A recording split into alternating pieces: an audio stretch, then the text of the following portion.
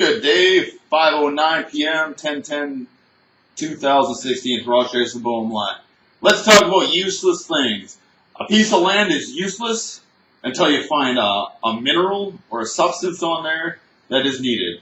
Gas, oil, coal, pyrite, you know what I mean, gravel, anything that's useful. Then that piece of land is useful. Once you put a house on there and you've determined that it's a workable, arid land or arable land that you can grow a crop on, then it becomes even more useful in another way. And once you put piping and infrastructure on there, it becomes the value of whatever it costs for that as well, and so forth in the time to do it, because you have to add that into the price. Plain and fucking simple. No difference than the educational value of a human being. Nobody knows nothing until you taught them. They're useless until they know exactly what you have, being a grandmaster, professor, or whatnot you want to call yourselves. A master takes a piece of land and develops it like a piece of wood, or a rock, or a piece of metal into artwork or furniture or a house, knowing how to make a 2x4 to develop a house and the materials inside it. A log is useless unless you know what to do with it. Yep, log house or 2x4s. All useless information. Don't know what else to say, but that's why we're useless in society. If you don't want to teach anybody, such as education, military, self-defense ways, then somebody who has 10 years experience, knows more than somebody else on the street, and should know better not to assault or attack somebody that doesn't. Unless in an act of war, told by a commander, chain of command, to go out there and do it. Or independently. In a war, you're told to go do it. In society, we're told laws are laws by the Department of Justice of Canada that we're not allowed to assault people because it's against the law. You're allowed to know it just in case somebody assaults you to defend yourself. You're not taking the course to harm somebody. You take hunter safety or gun safety to be safety on how to operate and transport your gun, and that's it. How to clean it, how to put it in a box, lock it up safely, and store it. Just in case somebody breaks in and tries to steal it and use it against you, because that's yours. Ancient warfare, they have something you want, they'll break in. If they want to make life easier and better for everybody else in fair wages and have real protection of law and structure of society, they'd pay a better wage, though everybody happy wife, happy life.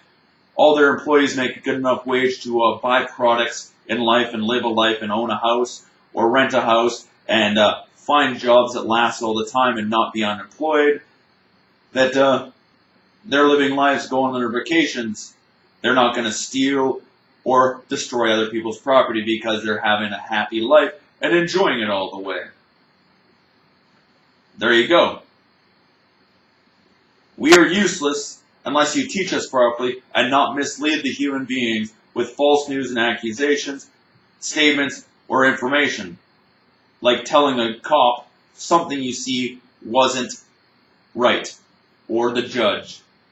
You tell them a lie, you're telling false justice and causing harm to them and the people around you because you're trying to cause an incident that's falsehood. Pretend. Like false gender. DNA says you're this or that and that's all you are. Just like wearing a uniform as a police officer, a judge, a cop, it's a fake uniform. Or saying you have a degree or know what you're doing as a plumber, false certificate. That's right. Misleading by fraud of a uniform and education/certificates. If you don't want to teach properly and give the proper classes and not mislead all the people in a trap-like device to harm us all the time, then our government's criminals in the activities from policing to doctors, lawyers, and educational system. And we need the right education so we're not committing crimes, know our human rights, our right of health, and everything else in high school from K to 12. If you want to teach a music program properly, you have all those instruments to play in mass band or orchestra or marching band that you better have a class for each one of those instruments and a teacher for each one so they can be taught proper for 5 to 6 years, then join mass band, orchestra, or marching band. That way they're that much better, not after school classes, and go from there. That way they're not spending hordes of money on bullshit classes and the school's actually doing it, not just learning how to play mass band all the time and everybody being out of key.